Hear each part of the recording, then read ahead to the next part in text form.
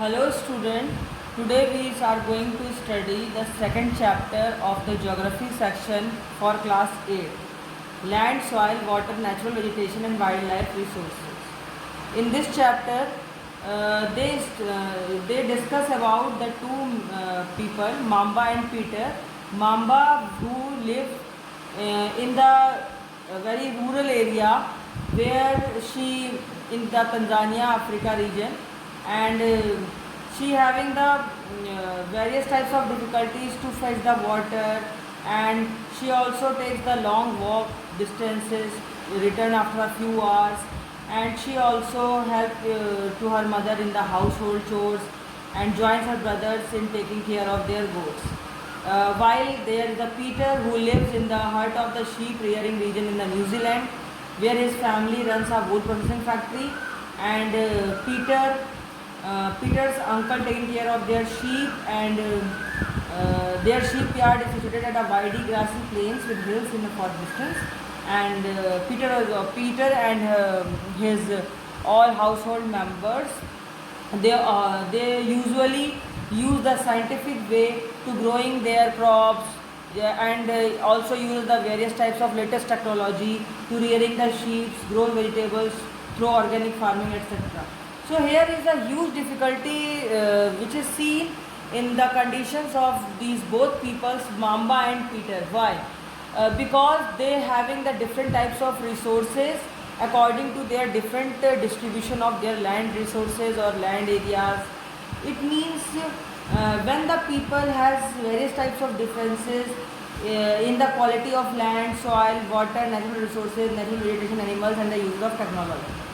It means बच्चों यहाँ पर एक कहानी बताई गई है कि माम्बा और पीटर नाम के दो व्यक्ति हैं। यहाँ पर माम्बा जो है वो अपने गांव में घर में रहती है, और जहाँ पर कि उसको पानी भी लेने के लिए बहुत दूर जाना पड़ता है। माम्बा को अपने जानवरों को चराने के लिए बहुत दूर दूर तक जाना पड़ता है, वहाँ से लकड़ियाँ लानी पड़ती हैं, फिर अपने घर में काम कराती है अपनी मम्मी के साथ में मिल कर के, और छोटी सी झोपड़ी में रहती है। उसके माँ बाप बहुत मेहनत करते हैं और फिर बड़ी मुश्किल से थोड़ा बहुत ज्वार बाजरा गेहूँ उगा पाते हैं, जिससे कि अपनी फैमिली की अर्निंग कर सकते हैं और फैमिली का सर्वाइवल कर सकते हैं। जबकि पीटर यहीं पर जो है वो बहुत अच्छे अर्बन एरियाज़ में रहता है न्यूजीलैंड में, और वो वहाँ पर लेटेस्ट टेक्नोलॉजीज़ की फैमिली यूज़ करती है, जिसमें वो शीप रेयरिंग करते हैं, भेड़ों का पालन भी करते हैं, वूल वगैरह की प्रोसेसिंग करते हैं, और वूल वगैरह की प्रोसेसिंग करने के लिए भी ऊन निकालने के लिए लेटेस्ट टेक्नोलॉजी का इस्तेमाल करते हैं, ऑर्गेनिक फार्मिंग करते हैं। ये सब ऐसा क्यों है? ऐसा इसलिए है दोनों के जीवन में, क्योंकि दोनों के जीवन में आप लोग देख रहे हैं कि एक बहुत अमीर है और एक जो है वो बहुत ही गरीब है। ऐसा इसलिए जनरली देखा गया है क्योंकि दोनों के ही रिसोर्सेज में बहुत डिफरेंस है। दोनों को जो लैंड की क्वालिटी मिल रही है, जहाँ पर वो रहते हैं, जिस मिट्टी का यूज़ करते हैं, पानी वगैरह यूज़ करते हैं, नेचुरल वेजिटेशन जो उनके आसपास का एरिया है, एनिमल रिसोर्सेज हैं, यूजेस जो है उनकी टेक्नोलॉजी का, ये सब डिफरेंट है। और ये क्यों डिफरेंट है? क्योंकि वो they are growing in the different types of regions with the help of various types of resources. उनके जो रिसोर्सेज हैं वो नेचुरल रिसोर्सेज बड़े अलग अलग टाइप के हैं। अब आता है कि सबसे पहले हम लोग रिसोर्स की बात करेंगे बच्चों, तो रिसोर्स में आता है land, water, soil, natural vegetation and wild life. अब अगर हम सबसे पहले लैंड को देखें तो land is among the most important natural resources. Land हमारे लिए बहुत इंपॉर्टेंट नेचुरल रिसोर्स है, क्योंकि बच्चों हम लोग लैंड एरिया पर जहाँ रह रहे होते हैं उसमें अगर हमने डिफरेंस देखा है तो लोग जनरली लैंड एरिया में वहाँ पर रहना पसंद करते हैं जहाँ पर प्लेन एरिया होता है, जहाँ पर स्मूथ सरफेस है, जहाँ पर एग्रीकल्चर का सेक्टर ज़्यादा अच्छी तरह सुलभ होता है लोगों को। और प्लेन्स एरिया में जहाँ पर बिल्कुल स्मूथ सरफेस है वहाँ पर प्लोइंग वगैरह करने के लिए आसानी होती है। लेटेस्ट टेक्नोलॉजी का इस्तेमाल करके क्रॉप को जल्दी से ग्रो किया जा सकता है, इसलिए एग्रीकल्चर का एरिया वहाँ अच्छा होगा। रिवर बेसिन्स वहाँ पर जहाँ पर रिवर के at the bank of the river लोग नदियों के किनारे रहना ज़्यादा पसंद करते हैं, जहाँ पर प्लेन एरिया होता है और उसमें खेती अच्छी तरीके से हो पाती है। उसी के जस्ट अपोजिट साइड में देखें तो वो एरिया जहाँ पर रफ रॉटन एरिया है, रगनेस है, और जहाँ पर अनइक्वल डिस्ट्रीब्यूशन ऑफ लैंड है, जहाँ पर रिवर वगैरह का साधन अच्छी तरह से नहीं है, वाटर रिसोर्सेज भी नहीं है, और जहाँ पर एग्रीकल्चर अच्छी तरह ग्रो नहीं हो सकता, माउंटेन एरिया है, प्लेट्यू रीजन है, तो ऐसे रीजन में जो है बहुत ही कम मात्रा में जो है पॉपुलेशन हो पाती है, वहाँ पे स्पार्सली पॉपुलेटेड एरिया होता है। अब हम लोग बात करेंगे बच्चों कि जो लैंड है वो क्या कहते हैं कि लैंड यूज़ की बात करेंगे। तो लैंड यूज़ का मतलब ये होगा land is use for a different purpose like hoarding, housing, mining, forestry, building houses, road setting up industries etcetera. यानी कि लैंड का यूज़ डिफरेंट टाइप्स वे से होता है। जैसे कि कुछ लोग वहाँ पे इंडस्ट्री सेटअप करते हैं, कुछ हाउसेज बनाते हैं, बिल्डिंग्स, रोड्स वगैरह बनाते हैं। कुछ लोग लैंड का यूज़ करते हैं फॉरेस्ट्री और माइनिंग के लिए, तो इनको लैंड यूज़ बोलते हैं। तो डिफरेंट टाइप का जो लैंड यूज़ है वो कैसे आप लोग डिटरमाइन करेंगे, इसके लिए हम लोग वेरियस फीचर्स को डिस्कस करेंगे। जैसे कि फिजिकल फैक्टर, जैसे कहीं की टोपोग्राफी कैसी है, कहाँ पर लैंड एरिया जो बिल्कुल स्मूथ है, प्लेन है, वहाँ की मिट्टी कैसी है, वहाँ का क्लाइमेट, वेदर कैसा है, मिनरल रिसोर्सेज कहाँ पर कैसे है, वाटर की अवेलेबिलिटी कितनी है, ह्यूमन फैक्टर्स जैसे कि पॉपुलेशन है, टेक्नोलॉजी है, ये सब कितने मात्रा में वहाँ पर पाए जाते हैं। अब आता है बच्चों की लैंड का हम लोग अगर यूज़ ऐसे क्लासीफाई करें तो यूज़ ऑफ लैंड को हम लोग दो टाइप से और क्लासीफाई कर सकते हैं कि एक तो होता है on the basis of ownership, यानी कि ओनरशिप जिसका लैंड है, तो लैंड का ओनरशिप डिसाइड किया जाता है दो टाइप से, एक प्राइवेट लैंड और एक होता है कम्युनिटी लैंड। प्राइवेट लैंड जो है that is owned by any individual, जैसे कि आपकी प्राइवेट प्रॉपर्टी है, आपका मकान है, हाउस है, बिल्डिंग है, कोई आपका स्टोर है, ये सब आप एक इंडिविजुअल का पर्सनल जो प्राइवेट प्रॉपर्टी होती है वो होती है उनकी प्राइवेट लैंड। लेकिन कम्युनिटी लैंड का मतलब ये हुआ that is owned by the community for common use like collection of fodder, fruits, nuts और मेडिसिनल हर्ब्स। आपने जनरली गांव में एरिया में देखा होगा या कई जगह देखा होगा कि वहाँ पर गवर्नमेंट सेक्टर के अपने गोडाउन्स होते हैं जहाँ पर वो अनाज का संग्रह करते हैं, कलेक्शन करते हैं। बहुत जगह क्या होता है चारागाह वगैरह या चारा, fodder, fruits, nuts, medicinal herbs, औषधीय पौधे, इन सबको रखने के लिए अलग से ही कलेक्शन होता है वहाँ पर, और अलग से ही वहाँ पे कम्युनिटी में कम्युनिटी का एक केंद्र होता है। तो कम्युनिटी लैंड कहते हैं जिसको ऐसी चीज़ों को जिसको कॉमन लोग यूज़ कर सके आपस में मिलजुल के, है ना, तो उसको बोलते हैं कि कॉमन प्रॉपर्टी। जैसे गांव के क्षेत्र में लगता है लोग बोलते हैं पंचायत के गोदाम है, पंचायत की ज़मीन है, वहाँ पर लोग सार्वजनिक रूप से उसको यूज़ कर सकते हैं, मिलजुल कर यूज़ कर सकते हैं। तो इस तरीके से हमने देखा कि पीपल और जो लोग हैं जैसे जैसे उनकी डिमांड बढ़ती जाती है वैसे वैसे लैंड की अवेलेबिलिटी जो है लोगों के लिए सीमित होती जाती है, लिमिटेड होती जाती है। और जो लैंड की क्वालिटी है वो एक जगह से दूसरी जगह पर डिफ़र करती है। अब जैसे people start encroaching the common land to build up commercial areas. अगर कमर्शियल एरिया की बात जैसे मॉल हैं, बिल्डिंग्स हैं, इंडस्ट्रीज़ हैं, इनको बनाने के लिए डे बाई डे लोग अब खेतों को और जंगलों को भी काटने लग गए हैं, और धीरे धीरे अर्बन एरिया को डेवलप करने के लिए, हाई कॉम्प्लेक्सेस बनाने के लिए रूरल एरिया के एग्रीकल्चर लैंड को भी काटा जा रहा है। इससे क्या होता है बच्चों, इससे ये होता है कि एक तो लैंड का डिग्रेडेशन हो जाता है, यानी कि वो लैंड जो फार्मिंग के लिए यूज़ किया जाता था अब वो खेती करने के लिए सुयोग्य नहीं रह गया। दूसरी बात है कभी कभी जैसे आपने देखा होगा माउंटेन एरिया में लैंड स्लाइड हो जाता है, लैंड खिसक जाता है, जो पहाड़ होते हैं वो गिरते हैं, वहाँ से जो भूमि होती है उसकी मिट्टी हट जाती है, सॉइल इरोजन, बाढ़ आ गई और बहुत तेज़ी से आंधी आ गई तो सॉइल इरोडेड हो जाती है, हट जाती है वहाँ से मिट्टी, डेजर्टिफिकेशन हो जाता है, मरुस्थल बन जाते हैं। तो इस तरीके से जो वेरियस टाइप के एनवायरमेंटल थ्रेट्स हैं इनसे भी जो एग्रीकल्चर का एक्सपेंशन है वो बहुत अफेक्टेड होता है, कंस्ट्रक्शन एक्टिविटीज़ भी अफेक्टेड हो जाती हैं। अब इन सब चीज़ों से बचने के लिए हमें लैंड रिसोर्सेज का कंजर्वेशन करना बहुत ज़रूरी है। अब हम बात ये करेंगे कि हम इन लैंड्स का कंजर्वेशन कैसे करें। जैसे जैसे पॉपुलेशन की डिमांड बढ़ती जाएगी या जैसे जैसे पॉपुलेशन ग्रो करेगी वैसे वैसे डिमांड भी बढ़ेगी, और डिमांड बढ़ेगी तो लोग फॉरेस्ट का डिस्ट्रक्शन करेंगे, लार्ज स्केल पर फॉरेस्ट को काटेंगे। लार्ज स्केल पर फॉरेस्ट को काटने से क्या होगा कि लैंड डिग्रेड हो जाएगा, और लैंड का डिग्रेड होने से अगर हम लैंड को बचाना चाहते हैं तो उसके लिए हमें क्या करना पड़ेगा, एफॉरेस्टेशन, यानी कि डिफॉरेस्टेशन को रोकेंगे और एफॉरेस्टेशन करेंगे, यानी कि फॉरेस्टेशन को बढ़ाएंगे, नए नए प्लांट उगाएंगे, लैंड रिक्लेमेशन, लैंड पर दोबारा से फार्मिंग करें, पेड़ पौधे लगाएं, और केमिकल फर्टिलाइज़र्स और पेस्टिसाइड्स का यूज़ है वो रेगुलेटेड अमाउंट में करें, कंट्रोल और बैलेंस अमाउंट में करें। ज़्यादातर ऑर्गेनिक फार्मिंग को बढ़ावा देना चाहिए और ओवर ग्रेजिंग नहीं करना चाहिए, यानी जैसे कि एनिमल से हम लोग क्या करते हैं, कई जगह ऐसे मीडो है, ऐसे चारागाह हैं जहाँ पर हम लोग ओवर ग्रेजिंग करते हैं, हद से ज़्यादा एनिमल्स को छोड़ देते चरने के लिए, उससे भी लैंड डिग्रेडेड हो जाता है। तो ये सब तरीके हैं afforestation, land reclamation, regulated use of chemical pesticide and fertiliser और ओवर ग्रेजिंग को चेकआउट करना। इससे क्या होगा, ये कॉमन मेथड है जिससे कि हम लैंड को कंजर्व कर सकते हैं। अब बच्चों मैं दूसरे रिसोर्स का बात करूँगी, सॉइल का। सॉयल। अब सॉयल की हम बात करेंगे बच्चों, तो जो सॉयल है वो एक्चुअली क्या है, the thin layer of granny substance covering the surface of the earth is called soil. जो आप पतली लेयर देखते हैं जिसमें छोटे छोटे ग्रेवल वगैरह होते हैं, ग्रेनी लेयर, वो सॉयल कहलाती है, मिट्टी। और मिट्टी जो है बच्चों, इनमें कई टाइप के ऑर्गेनिक मैटर्स होते हैं, मिनरल्स होते हैं, ह्यूमस होता है, वेदर्ड रॉक्स होते हैं, ये अर्थ में पाए जाते हैं। इनमें जो मिनरल्स हैं और ऑर्गेनिक मैटर होता है, ये क्या करता है, ये हमारी मिट्टी को फर्टाइल बनाता है, सॉइल की फर्टिलिटी को इंक्रीज करता है। अब आता है बच्चों सॉइल के फॉर्मेशन के लिए क्या क्या फैक्टर ज़रूरी हैं। सॉइल के फॉर्मेशन के लिए कुछ मेजर फैक्टर ज़रूरी हैं जो कि नेचर में, जैसे पेरेंट रॉक है, क्लाइमेटिक फैक्टर्स है।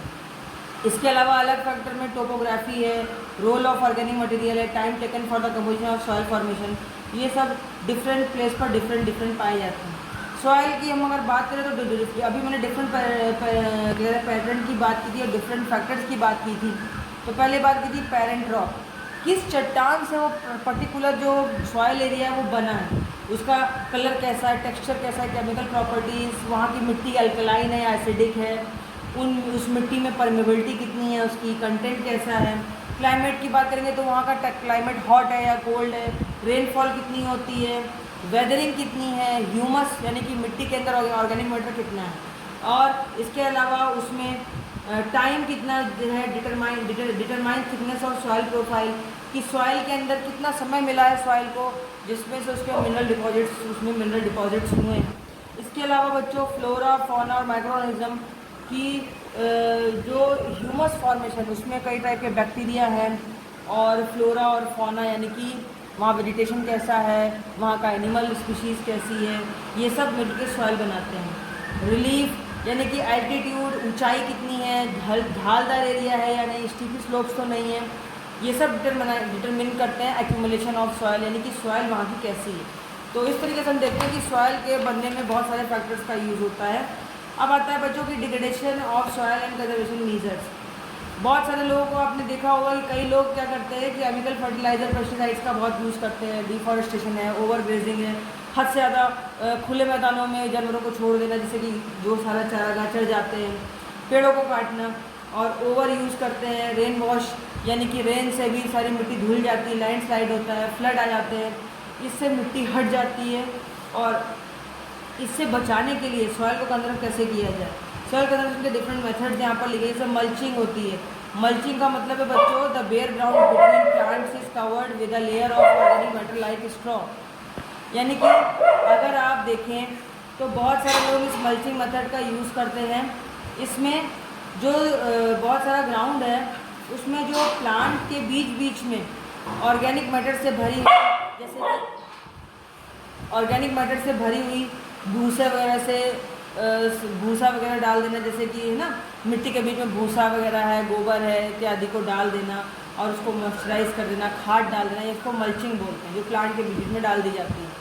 कंटूर बैरियर्स बनाए जाते हैं, जैसे कि आपने देखा होगा कि पहाड़ों पर जो खेती की जाती है उसमें स्टोन्स है, ग्रास, सॉइल, ये सब यूज़ किया जाता है, जिससे कि बैरियर्स बनाए जाते हैं, अलग अलग टाइप के बैरियर बना करके सीढ़ीदार खेती की जाती है, वो कंटूर बैरियर। रॉक डैम का मतलब होता है rocks are piled up to slow down the flow of water. बीच बीच में खेतों के क्या करते हैं, कई सारे पत्थरों की चट्टानों को या पत्थरों की लाइंस लगा देते हैं, उससे क्या होता है कि इनको बोलते हैं gullies and they prevent the gullies and further soil loss. यानी कि ऊपर से गिरने वाली जो पानी के साथ मिट्टी है वो उन पत्थरों के बीच बीच में रुक जाती है और उससे सॉइल वहाँ की इरोड नहीं होती, सॉइल का लॉस नहीं होता, उसको बोलते हैं गलीज मेथड। फिर आता है बच्चों टेरेस फार्मिंग। टेरेस फार्मिंग भी सीढ़ीदार खेती है, जिसमें ब्रॉड फ्लैट स्टेप्स बनाते हैं टेरेस के ऊपर और उनमें ढालदार खेती करते हैं, जिससे कि क्रॉप आराम से ग्रो कर जाती है फ्लैट सरफेस पे, और फिर जो सरफेस सॉइल की सरफेस है वो कम से कम रिड्यूस होती है, कम से कम हटती है और सॉइल इरोजन भी कम हो जाता है। इंटरक्रॉपिंग का मतलब हुआ कि जैसे एक गेहूं की फसल लगाई तो गेहूं की फसल और अगली जो है धान की फसल लगाने के बीच में कुछ सब्जियों को उगा लेना, कुछ दूसरे प्रकार के अलग सब्जी और फलों के पौधे लगा लेना। इस तरीके से जो खेती की जाती है, अल्टरनेट रो में भी खेती की जाती है कि एक बार गेहूं की, एक बार बाजरे की, एक बार मक्के की फसल लेंगे, फिर अगले में बीच में सब्जी लगा देंगे, फ्रूट लगा देंगे, फिर से गेहूँ बाजरा मक्के की फसल लेंगे। इस तरह अल्टरनेट जो खेती की जाती है उसको इंटरक्रॉपिंग बोलते हैं। कंटूर फ्लोइंग का मतलब होता है flowing parallel to the contours of a hill slope to a form a natural barrier for water to flow down the slope. ढालदार खेती जो है इसमें एक पैरेलल खेती की जाती है, यानी कि एक जैसे बेड़ी जैसा बनाया, एक पट्टी बनाई खेतों में कई सारी पट्टियाँ बना दी जाती हैं। तो पट्टीदार खेती जो की जाती है इसमें जो है वो पहाड़ों पे खेती है, जैसे पट्टीदार खेती होती है। इससे भी जो है एक पट्टी जैसे खेत की बनाई, उसके बाद उसमें फसल लगा दी, फिर दूसरे नीचे ढाल में दूसरी पट्टी बनाई, इसमें जो फसल लगा दी। इससे भी जो सॉइल का इरोजन है वो कम हो जाता है। फिर शेल्टर बेल्ट्स, जो कोस्टल या तराई के क्षेत्र है, जहाँ पर कहते हैं कि कोई रिवर का किनारा है या कोई मान लीजिए सागर का, समुद्र का किनारा है, वहाँ पर कोस्टल एरिया है, तो वहाँ पर या ड्राई रीजन्स में rows of trees are planted to check the wind movement to protect soil. तो वहाँ पर लाइन से पेड़ लगा देते हैं। पेड़ों के लगाने से क्या होगा, अगर मान लीजिए हवा बहुत तेज़ चलेगी तो उससे भी मिट्टी ज़्यादा तेज़ी से उड़ती नहीं। यहाँ पर देखिए चित्र में दिखाया भी गया है इस तरीके से कि एक पेड़ लाइन से पेड़ लगा देंगे, इससे भी मिट्टी नहीं उड़ती है। अब हम तीसरी बात करेंगे। पहले हमने लैंड की बात की, सॉइल की बात की, अब हम वाटर की बात करेंगे। वाटर हमारे लिए एक रिन्यूएबल रिसोर्स है, नेचुरल रिसोर्स है हमारे अर्थ का। और हमारा जो अर्थ है वो उसका 3/4 पार्ट वो अर्थ का वाटर से कवर्ड है। 3.5 बिलियन ईयर्स बैक की हम अगर बात करें तो हमारा जो अर्थ है वो पूरा वाटर से भरा हुआ है, इसलिए इसको वाटर प्लैनेट बोलते थे। आज भी वाटर प्लैनेट बोलते हैं। उसमें जो समुद्र का एरिया है, ओशियन वाटर, ये सैलाइन वाटर है, नमक का पानी इसमें पाया जाता है, नमकीन पानी है जो कि ह्यूमन कंजम्पशन के लिए यूज़ नहीं होता। तो हमारी पृथ्वी पर, हमारे अर्थ पर जो फ्रेश वाटर, जो पीने के लिए पोर्टेबल वाटर है, वो केवल 2.7% है। और नियरली 70% जो है इसका आइस शीट्स हैं, इसमें ग्लेशियर्स हैं, अंटार्कटिका है, ग्रीनलैंड है, माउंटेन रीजन है। 1% जो फ्रेश वाटर है वो अवेलेबल है केवल और केवल ह्यूमन यूज़ के लिए और पीने के लिए, यानी कि हम केवल इस पूरे जो अर्थ पर पानी प्रेजेंट है 70% पार्ट में, उसका केवल 2.7% पानी ही पीने के योग्य और यूज़ करने योग्य है। और उसमें से केवल मनुष्य जो है वो 1% ही पानी यूज़ करता है। और ग्राउंड वाटर के रूप में जो है ये जो पानी है वो हमारे यहाँ रिवर्स में, लेक्स में, पॉन्ड्स में पाया जाता है, जो कि एटमॉस्फेयर में वाटर वेपर बनकर के क्लाउड्स के फॉर्म में ऊपर उड़ जाता है, क्लाउड बनाता है और फिर से बारिश होती है। और बारिश होने के बाद में फिर साइक्लिक फॉर्म में पानी वापस आता है। अब आता है बच्चों कि ये जो इवेपोरेशन होता है, पानी भाप बन के ऊपर उड़ जाता है, फिर बादलों के रूप में प्रेसिपिटेट हो जाता है और उसके बाद में बारिश होती है, तो कंडेंसेशन फॉर्म में ये दोबारा से रन ऑफ करके वाटर आ जाता है। इसी को हम वाटर साइकिल बोलते हैं। जिस वाटर साइकिल को आपने क्लास 7 में भी स्टडी किया है।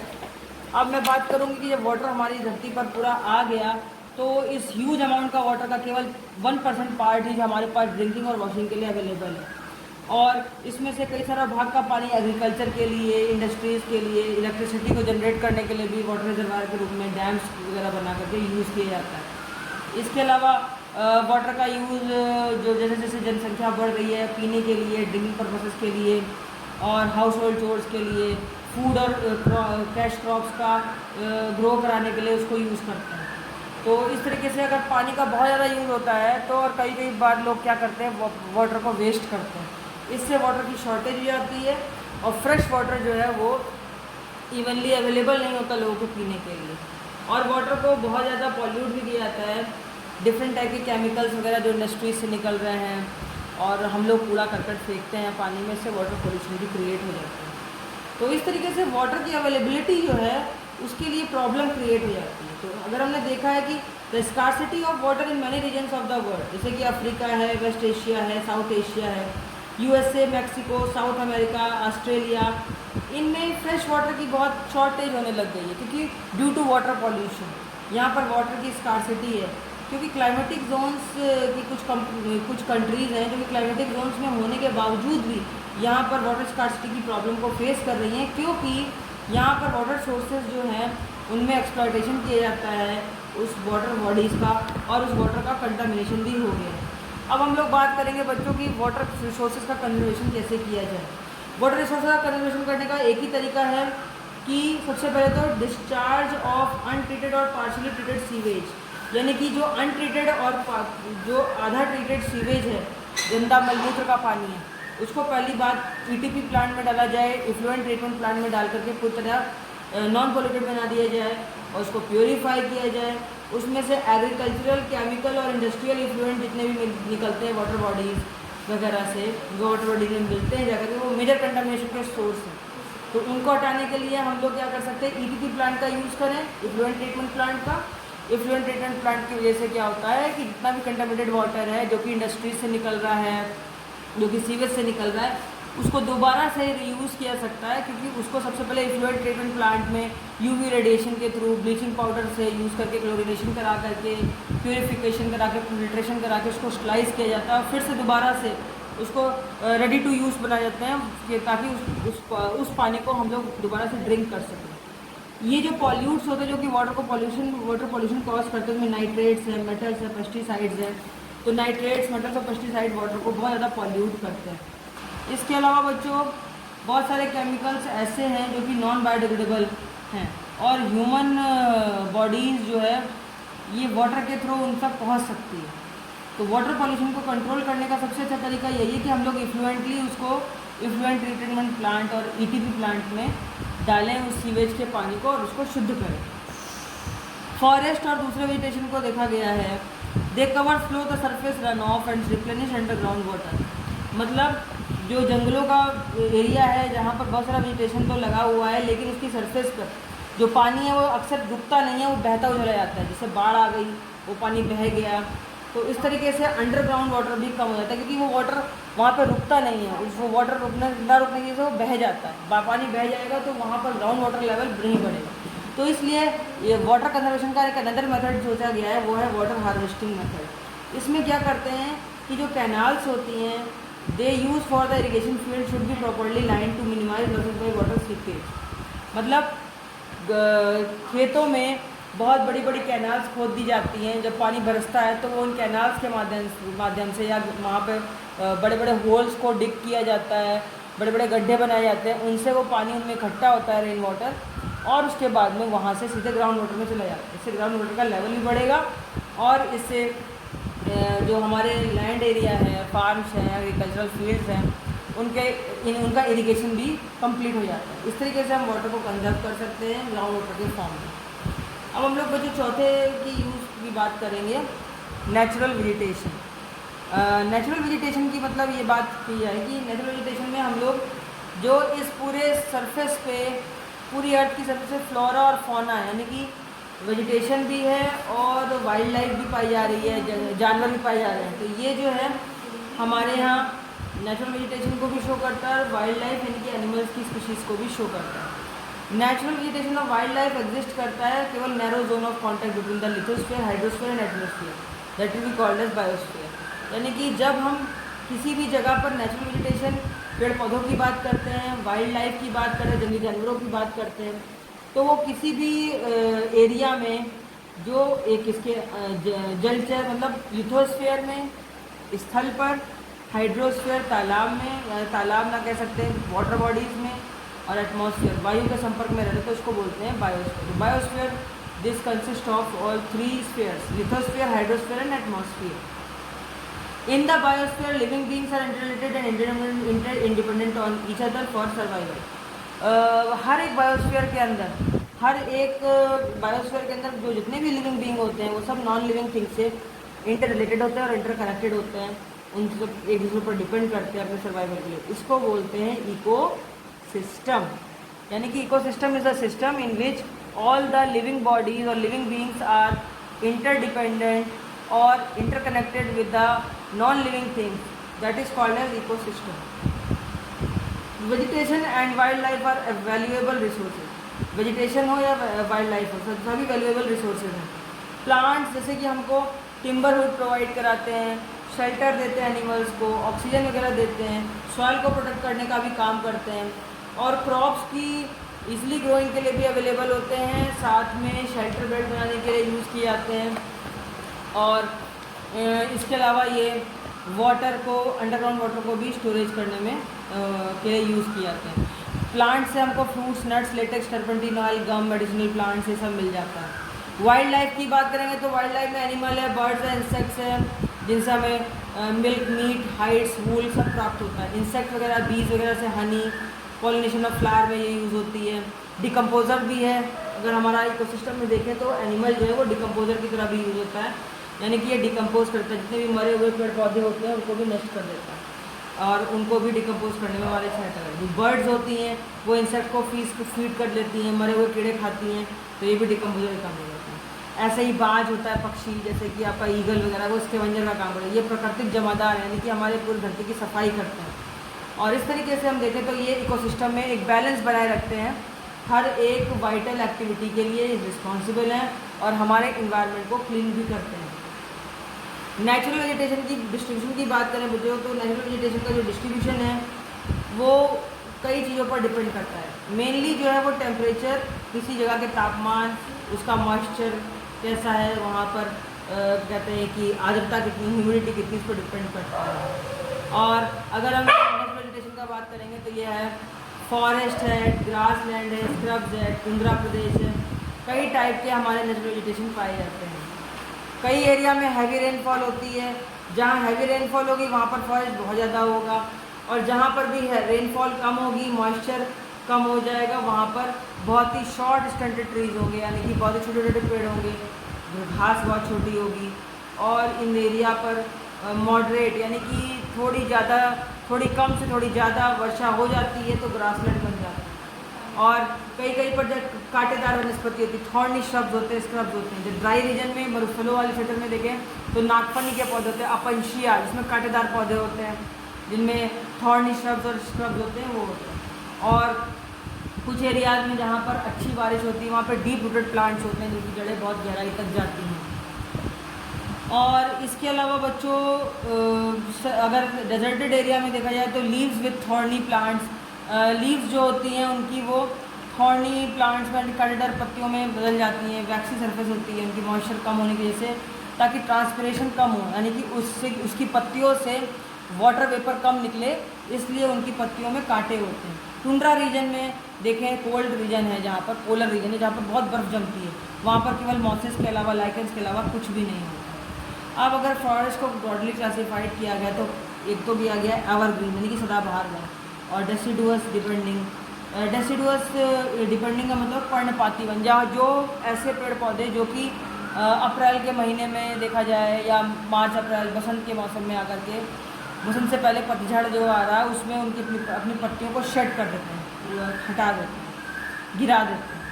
और इसमें क्या होता है कि जो डेसिडुअस फॉरेस्ट है ये अपने लीव्स को शेड ऑफ इसलिए कर देता है क्योंकि यहाँ पर मॉइस्चर जो है उसका लॉस हो जाता है, क्योंकि ट्रांसपिरेशन जो है वहाँ ज़्यादा हो गया तो मॉइस्चर कम हो गया, और मॉइस्चर कम होने से वो अपनी पत्तियाँ गिरा देते हैं। तो इन सब की इस तरीके से देखा तो हम लोगों को ये पता लगता है कि जो फॉरेस्ट है उसका वैल्यूएबल रिसोर्स है हमारे पास, और इसको कंजर्व करना बहुत ज़रूरी है, चाहे वो वाइल्ड लाइफ हो चाहे नेचुरल वेजिटेशन हो, यानी कि पेड़ पौधे से लेकर जीव जंतु हर प्रकार की स्पीशीज़, उसको बचाना बहुत ज़रूरी है। उसको बचाने के लिए बच्चों हमारी सरकार बहुत ज़्यादा पैसा खर्च करती है फॉरेस्ट के ऊपर। Plants give shelter to the animals, और जो पौधे होते हैं, पेड़ पौधे, बड़े बड़े पेड़, ये एनिमल्स को भी शेल्टर देते हैं और हमारे इकोसिस्टम को मेंटेन भी करते हैं।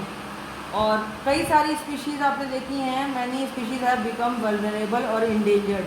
कई सारी स्पीशीज़ ऐसी भी हैं जो कि इंडेंजर्ड हो गई हैं। इंडेंजर्ड का मतलब है या तो वो विलुप्त होने की कगार पे हैं या विलुप्त हो चुकी हैं। अगर विलुप्त होने की कगार पे हैं, ख़त्म होने की कगार पे, तो इंडेंजर्ड हैं। और एक्सटिंक्ट का मतलब हुआ कि वो कम्प्लीटली ख़त्म हो चुकी हैं, विलुप्त हो चुकी हैं। इसके अलावा deforestation, soil erosion, constructional activities, जैसे कई जगह पर कई नई मॉल बन रहे हैं, बिल्डिंग्स बन रही हैं, मल्टी स्टोरीज कॉम्प्लेक्स बन रहे हैं, फॉरेस्ट फायर्स, जंगलों में आग लगा दी जा रही है, लग रही है, सुनामी आ रहा है, लैंडस्लाइड हो रहा है, ये कुछ ऐसी ह्यूमन एक्टिविटीज़ हैं जिनसे भी फॉरेस्ट एरिया का डिग्रेडेशन होते चला जाता है। तो इन सब से बचाने के लिए हमको भी काफ़ी मेहनत करने की ज़रूरत है, ताकि ये जो भी हमारे एनिमल्स हैं उनको एक्सटिंक्ट होने से बचाया जा सके। बहुत सारी मेजर कंसर्निंग ये भी की गई है कि जो पोचिंग है, पोचिंग का मतलब है बच्चों तस्करी की जाती है, और तस्करी जानवरों की खाल के लिए की जाती है, जानवरों की। तो एनिमल हंटिंग बहुत लोग करते हैं, जिससे कि वो लोग पोचिंग करते हैं उसका, और उससे जानवरों को की खाल प्राप्त करते हैं, और उसके लिए भी बहुत सारी पर्टिकुलर स्पीशीज़ जो एनिमल्स की है वो ख़त्म होती जा रही है। बहुत सारे hides, skins, nails, teeth, horn, सींग हैं जैसे जानवरों के, नाखून हैं, दांत हैं, फेदर्स हैं, उनकी चमड़ा बनाने के लिए उनकी स्किन यूज़ की जा रही है जानवरों की। Tiger, lion, elephant, deer, blackbuck, crocodile, rhinoceros, गैंडा है, स्नो लेपर्ड है, ऑस्ट्रिच पीकॉक, इनकी स्पीशीज़ पहले की अपेक्षा हमारे देश में बहुत कम होती जा रही है। तो इसलिए हमें इनको कंजर्व करने के लिए, इनको बचाने के लिए, इनको प्रिजर्व करने के लिए अवेयरनेस फैलाने की ज़रूरत है। और जब हम इसी अवेयरनेस को फैला लेंगे तभी हम इन स्पीशीज़ को बचा सकते हैं। बच्चों, हमारी सरकार ने बहुत एफर्ट किए हैं इनको बचाने के लिए, इसीलिए उन्होंने कई जगह wild life centuries, natural parks, biosphere reserves खोले हैं। और इससे वो लोग नेचुरल वेजिटेशन को तो शायद बचा ही रहे, जंगलों को उगा रहे हैं जंगलों में, और वाइल्ड लाइफ को भी वहाँ रख रहे हैं। तो वहाँ पर जंगल के जंगल तैयार किए गए हैं, उनमें कई सारे जंगली जानवरों को रखा जाता है। क्रीक्स हैं, लेक्स हैं, वेटलैंड तैयार किए जाते हैं, बहुत सारी बर्ड स्पीशीज़ को भी वहाँ रखा जाता है, ताकि उससे बायोस्फीयर रिजर्व जो है उसमें एक इन्वायरमेंट के अंदर इकोसिस्टम बैलेंस किया जा सके, बैलेंस हो सके। कई सारी ह्यूमन एक्टिविटीज़ से उनको दूर रखा जाता है, जैसे नेचुरल हैबिटेट्स वहाँ का बचा रहता है। और इनडिस्क्रिमिनेट किलिंग यानी कि जानवरों के शिकार पर कम्प्लीटली पाबंदी है, रोक है वहाँ पर। कुछ बहुत सारी सेवरल बर्ड्स हैं, एनिमल्स हैं जो कि हमारे यहाँ एक्सटिंक्ट हो चुके हैं, विलुप्त हो चुके हैं, तो उनकी धरोहर को बचाए रखने की जिम्मेदारी बहुत ज़रूरी है। इसलिए नेशनल वाइल्ड लाइफ सेंचुरीज़ हैं, नेशनल पार्क्स हैं, बायोस्फीयर रिजर्व्स हैं, इनमें बहुत सारी स्पीशीज़ को बचाने का काम चल रहा है। इसके अलावा बच्चों, जो हमारी सरकार अवेयरनेस प्रोग्राम भी चलाती है समय समय पर, जिसमें सोशल फॉरेस्ट्री और वन महोत्सव चलाती है। वन महोत्सव से क्या होगा? वन महोत्सव से कम्युनिटी लेवल पर और रीजनल लेवल पर लोगों को ये बताया जाएगा कि किस तरीके से हम फॉरेस्ट की बहुत सारी स्पीशीज़ को कंजर्व कर सकते हैं। छोटे छोटे स्कूल के बच्चों को ये सिखाया जाता है कि बर्ड को वॉच करें, चिड़ियों को छेड़ें नहीं, बल्कि चिड़ियों को जो है बचा के रखें। और बहुत सारे कंट्रीज़ में, हमारी कंट्रीज़ में भी बहुत सारे लॉज पास किए गए हैं जिसमें कि बर्ड्स की किलिंग नहीं की जाएगी, एनिमल्स की किलिंग नहीं की जाएगी, लायन की killing, tiger, deer, great Indian bustard और पीकॉक वगैरह की किलिंग को इलीगल बताया गया है, कानूनी रूप से अवैध बताया गया। और उसके लिए गवर्नमेंट ने लॉ भी पास किया, उसके लिए पनिशमेंट भी बताया गया है। और ये भी कहा गया है कि अगर कोई ऐसा ऑफेंस करता है, एनिमल का शिकार करता है, हंटिंग करता है, उसकी पोचिंग करता है, उसकी स्मगलिंग करता है, तो उस पर कम्प्लीटली रोक लगाने के लिए सरकार ने बहुत सारे लॉज बनाए हैं। फ़ाइन वगैरह भी लगाए हैं लोगों पर, जेल वगैरह भी का भी प्रावधान उसमें किया गया है। इस तरीके से बच्चों एक इंटरनेशनल कन्वेंशन हुई थी जिसको बोलते हैं CITES साइट्स। इसका पूरा फुल फॉर्म बता देती हूँ, the convention on international trade in endangered species of wild fauna and flora, की अंतर्राष्ट्रीय स्तर पर जो भी विलुप्त होने की कगार पर जो स्पीशीज़ हैं, जो भी जातियां हैं जंगली जानवरों की और जंगली वनस्पति की, उनको बचाने के लिए एक कन्वेंशन की गई, एक मीटिंग की गई। ये एक इंटरनेशनल एग्रीमेंट था, अंतर्राष्ट्रीय समझौता था दो देशों के गवर्नमेंट के बीच में, दो देशों की गवर्नमेंट के बीच में। और इसका मेन एम यही था कि कई सारे स्पेसिमेन है वाइल्ड एनिमल्स और प्लांट्स के, इनको सर्वाइवल के लिए बचाया जा सके और इनकी सर्वाइवल के लिए कोई थ्रेट ना हो। इसीलिए हमारा एक उद्देश्य है कि एनिमल स्पीशीज़ में 2800 स्पीशीज़ प्लांट्स की और लगभग 5000 स्पीशीज़ एनिमल्स की, इनको bears and dolphin, cacti, corals, orchids, इनको बचाया जा सके। इसलिए ये साइट्स का कन्वेंशन किया गया है। और इसमें सेवरल स्पीशीज़ एनिमल्स और बर्ड्स की विच ट्रेड इज़ प्रोहिबिटेड, यानी कि इनको मारने का ट्रेड जो था उसको भी रोका गया। तो इसलिए हम लोग देखते हैं जो conservation of plant animals is an ethical duty of every citizen. हर एक देशवासी की, हर एक नागरिक की ये एक इथिकल ड्यूटी है, एक नैतिक रूप से जिम्मेदारी बनती है कि हम सभी मिल करके अपने फ्लोरा और फौना को बचाएं, अपनी स्पीशीज़ को, अपने एनिमल्स की स्पीशीज़ को, डिफरेंट टाइप के एनिमल्स और प्लांट्स की स्पीशीज़ को इंडेंजर्ड होने से बचाएं, उनको प्रिजर्व रखें। तभी हमारा क्लाइमेट बचेगा, तभी हमारा इन्वायरमेंट जो है वो पॉल्यूट होने से ही बचेगा और हमारा इकोलॉजिकल सिस्टम बैलेंस रहेगा। Thank you.